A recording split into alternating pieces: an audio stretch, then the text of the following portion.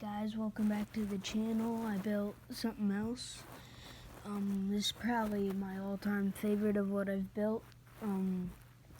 I think you guys will like it, so let's get right to it. So this is a sprint car track made of a just regular cardboard box. So we haven't put a roof on that, but the trailer, police car, firefighter, just in case a car rolls or something. Here are my sprint cars here that I used. So, I'm pretty proud of this one. So, coming around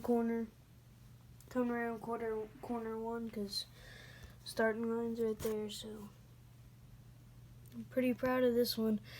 We added some rocks, like gravel and stuff. So, if you want to make one of these, just get a regular cardboard box, some Jenga blocks, some cars, some sprint cars.